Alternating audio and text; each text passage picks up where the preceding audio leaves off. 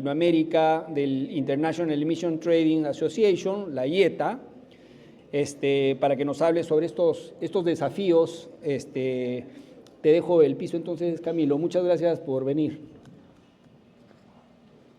Muchas gracias, Arturo, por la introducción. Lógicamente, felicitarte a ti y a todo el equipo de A2G, lógicamente Eduardo, todo el equipo de México 2, por empezar con el Perú Carbon Forum. Yo creo que un país, lógicamente, que todo el mundo tenemos muchas expectativas de todo el potencial que tienen soluciones basadas en la naturaleza y ya lo hemos venido comentando. Bueno, sin más, acá para pasar las diapositivas, no sé si con ok, y a punto A. Ok, ya, perfecto, listo. Súper, perfecto. Bueno, continuando un poco la presentación y para que conozcan sobre IETA, que es la Asociación Internacional de Comercio de Emisiones, nosotros somos el gremio global del mercado de carbono. Reunimos a cerca, ya creo que pasamos el número de 350 empresas a nivel global. Lógicamente tenemos empresas en diferentes sectores, lo que incluye lógicamente el sector industrial, lo que tenemos desarrolladores de proyectos, estándares, registros, inversionistas y el sector bancario también hace parte de IETA, entre muchos otros actores. Yo quisiera enfocarme como en esta ruta de lo que hemos venido analizando desde IETA y lógicamente digamos que vamos a empezar con Latinoamérica, pero también vamos a enfocarnos en lo que es el caso peruano. Vamos a empezar con este tema que son los datos. Yo creo que ya hemos venido hablando mucho sobre las soluciones basadas en la naturaleza. Digamos que de lo que analizamos, nosotros sacamos un paper sobre financiación en soluciones basadas en la naturaleza hace poco desde IETA. Estos papers los hacemos siempre desde la voz del sector privado y de nuestros actores. Y digamos que lo que vemos es que el 2030 las soluciones basadas en la naturaleza pueden representar entre el 65 y el 85% del potencial de los créditos. También un tema muy importante aquí que hemos venido hablando de comunidades, los pueblos indígenas y las comunidades locales protegen hasta el 80% de la biodiversidad que queda en el mundo y lógicamente deberían ser reconocidos por ello. Pero infortunadamente solo el 1% del financiamiento climático llega directamente a sus manos. Esto nuevamente para reforzar la idea del rol fundamental que cumplen los mercados de carbono para que los recursos de financiación también lleguen directamente a las comunidades, ¿cierto? Y finalmente cerrar con este dato que según el Banco Mundial 15 países de Asia, África y América Latina pueden producir más de 270 millones de créditos de alta calidad y pueden generar hasta cerca de 3.000 millones de dólares en ingresos, donde el 90% se puede canalizar a comunidades locales vulnerables al clima. Entonces digamos que miren que aquí lo que yo estoy trayendo es una visión desde soluciones basadas en la naturaleza, pero también desde el sur global, porque estamos hablando de lo que es África, Asia y América Latina. Sin embargo, hay un tema que a nosotros nos inquieta mucho y es básicamente estas cuestiones que estamos viendo en la parte de abajo.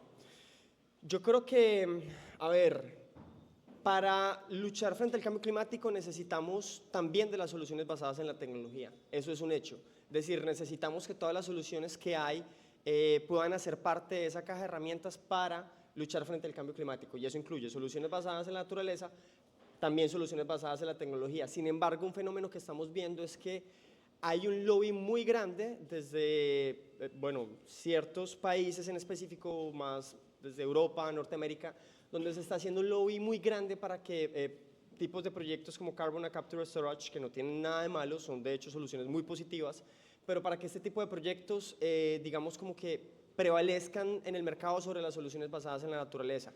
De hecho, nos cuestionamos mucho si muchos de los artículos que están saliendo atacando las soluciones basadas en la naturaleza no vienen con un fin predeterminado.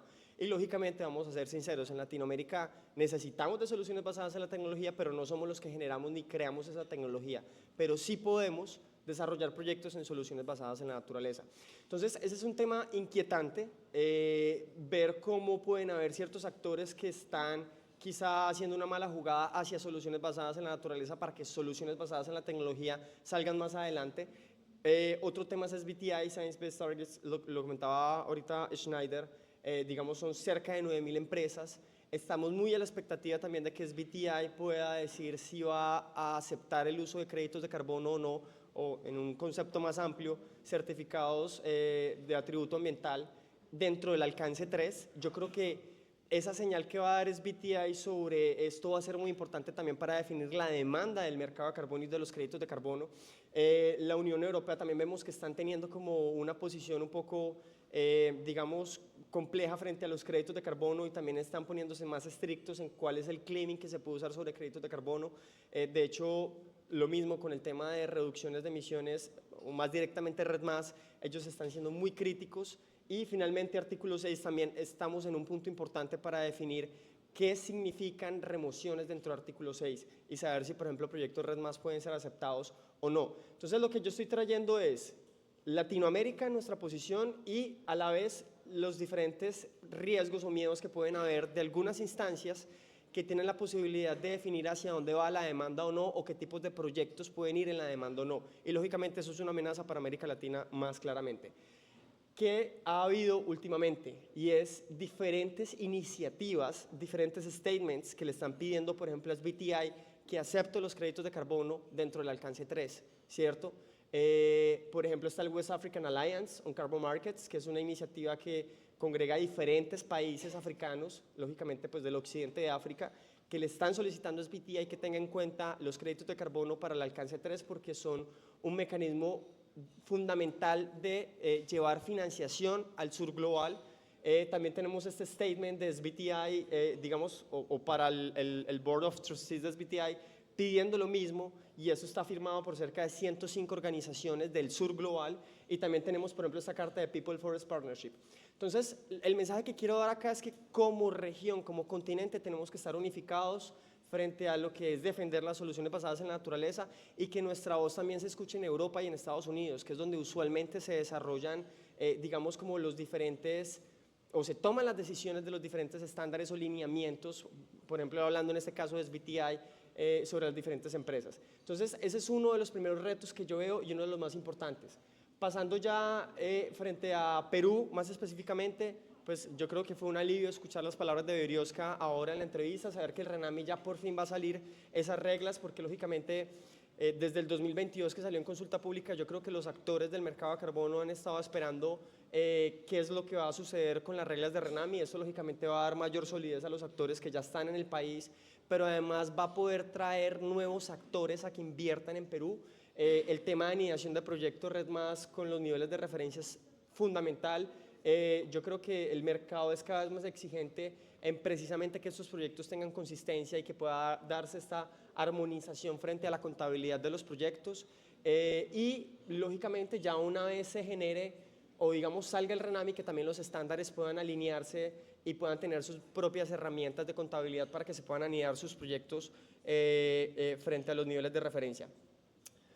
Pasando un poco sobre otras condiciones habilitantes, lo comentaba también ahorita CERFOR, el tema de la titularidad de la tierra es muy importante. Cuando estamos hablando de titularidad de la tierra, digamos que bien sea, por ejemplo, que se pueda facilitar el acceso a la titularidad de la tierra o promover otros mecanismos que permitan certificar que el proceso de regularización de tierras está en trámite, ¿cierto? Que muchas veces no es una particularidad solo de Perú, yo creo que en toda la región tenemos ese reto de titularidad de la tierra, vemos casos en Brasil, vemos casos en Colombia. Otro tema muy importante es las salvaguardas y hay una concepción que yo creo que el mercado de carbono tiene que ir cambiando y lo ha venido cambiando poco a poco. Las comunidades locales y los pueblos indígenas no deben verse solamente como beneficiarios, sino que también deben ser vistos como socios.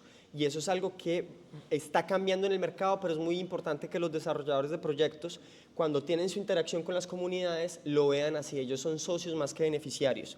Y bueno, que esperemos también haya, digamos, RENAMI nos traiga un poco sobre la claridad de cuáles son esos mecanismos de consulta que se tienen que emplear para estos tipos de proyectos con comunidades y que lógicamente sea muy claro el cumplimiento de salvaguardas. De hecho, si hay algún entendimiento nacional específico sobre salvaguardas que también el Ministerio de Ambiente le pueda poner claramente sobre la mesa y para que los desarrolladores de proyectos sepan cuáles son las condiciones que se tienen que cumplir. Otro tema importante es que también se siga promoviendo iniciativas de asignación de CUSAF. Quizá un poco recordar, las CUSAF básicamente son un tipo de contrato o título habilitante reconocido en la ley forestal pues que permite formalizar las prácticas productivas forestales y agroforestales, digamos, lógicamente, prácticas sostenibles. Eso también, de hecho, en consultas con nuestros miembros desde IETA, consideran que es un tema importante que se siga promoviendo la asignación de CUSAF. Y yo creo que, siguiendo la conversación que tuvo Berioska con Eduardo, hablando más sobre proyectos jurisdiccionales, digamos como que también puede haber un apoyo hacia el sector privado para que se pueda reconocer en qué áreas se puedan desarrollar iniciativas o se puedan evaluar qué iniciativas desarrollar donde no hayan iniciativas jurisdiccionales. Entonces, porque digamos que el sector privado también tiene que tener muy claro dónde puede desarrollar proyectos, dónde ya hay iniciativas jurisdiccionales, y quizá aquí el mensaje con la nota de concepto que se envió a Artris por parte del Ministerio de Ambiente, también reconocer y evaluar muy bien las capacidades que tenga el Ministerio de Ambiente para desarrollar este proyecto. Primero, felicitarlos por avanzar frente a esta nota de concepto. También tener en cuenta que es un proyecto y un proceso muy largo, muy complejo de desarrollar proyectos jurisdiccionales. El hecho no es que no se haga, que se hagan, pero que tengan en cuenta también las capacidades que necesitan. Mirar también cómo se pueden apalancar del sector privado para que pueda desarrollar o apoyarlos en el desarrollo de estas actividades dentro de lo que es las iniciativas jurisdiccionales, y que también haya una muy buena coordinación con los gobiernos regionales, en caso tal de que también los gobiernos regionales piensen en desarrollar sus propias iniciativas jurisdiccionales, o si van a trabajar conjuntamente con el Ministerio de Ambiente y el Gobierno Nacional. Pasando luego ya un tema de impuesto al carbono, que digamos, voy a tratar de pasar aquí para ir con los tiempos rápidamente. Este es el caso de México. México cada vez más, creo que en este momento son 8 estados, si no me equivoco, que ya tienen un impuesto al carbono.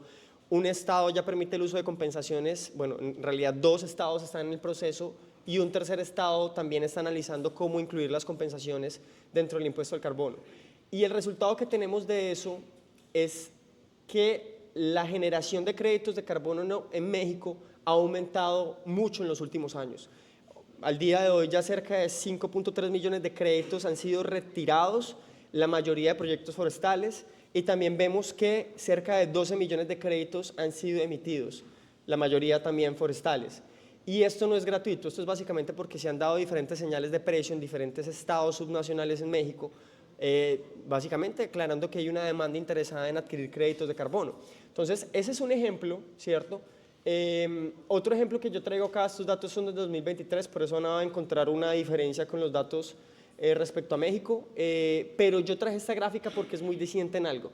Miren el caso de Colombia, que tiene un impuesto al carbono.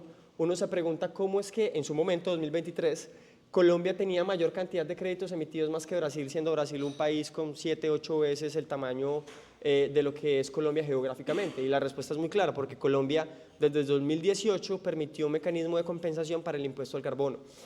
Y en el caso mexicano, si ustedes revisan, según esas cifras del año pasado, tiene unas emisiones de créditos bajas todavía, lo que veíamos ya hoy en día está en 12 millones, pero miren la cantidad de proyectos registrados, 133, y el análisis también es muy básico. El análisis es que México se está preparando para tener emisiones de créditos a los niveles que tiene Colombia y Brasil. Entonces, el mensaje que yo quiero dar con esto es, si hay una señal de precios y si se crea una demanda a través de un impuesto, automáticamente vas a ver un mercado floreciendo con proyectos en diferentes sectores. En el caso peruano, por el contrario, si vemos, es también interesante, son no tantos proyectos en comparación con los volúmenes de número de proyectos de Colombia y Brasil, pero son proyectos que tienen emisiones muy altas por proyecto, lógicamente porque se basa mucho en proyectos quizá Red+, que lógicamente son de tamaños más grandes. Entonces, ahí está el ejemplo de cómo, si se crea un impuesto al carbono, automáticamente se crea una demanda. Y hay un comentario que yo quiero hacer acá. Yo creo que lo que sí ha sido un muy buen ejemplo en el caso peruano es el programa Huella Perú. Lo comentaba Eriosco ahorita, la cantidad de empresas que hacen parte de Huella Perú, lastimosamente no todas están llegando, o muy pocas están llegando a lo que es la parte o la etapa 3, ¿cierto? Que es básicamente la compensación, pero también porque si analizamos, para tú llegar a la compensación tienes que reducir emisiones. Y no todas las empresas están logrando reducir emisiones para que puedan llegar a la compensación. Entonces, aquí un poco la invitación también quizá al Ministerio para que lo revise, es que se permita o se abra más el campo para que se pueda usar compensaciones sin necesidad de llegar a reducciones. Ojalá todas las empresas lleguen a reducciones para que puedan llegar a compensaciones, pero nos estamos dando cuenta que no es el caso. Y lo ato un poco a lo que decía Mathieu, y es que hay muchos sectores que no tienen las tecnologías para reducir emisiones.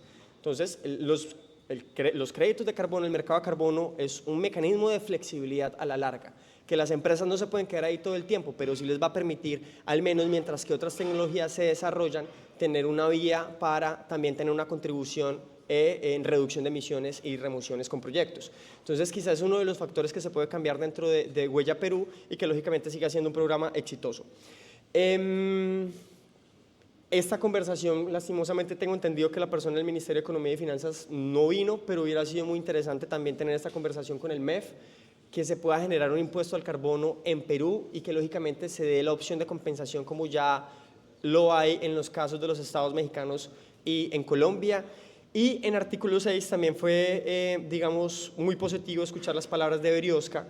Acá yo creo que es muy importante seguir el caso chileno. Chile sacó una reglamentación para artículo 6 en junio, si no estoy mal. Nosotros enviamos comentarios desde IETA y lo que vimos fue un interés automático por parte de otros países.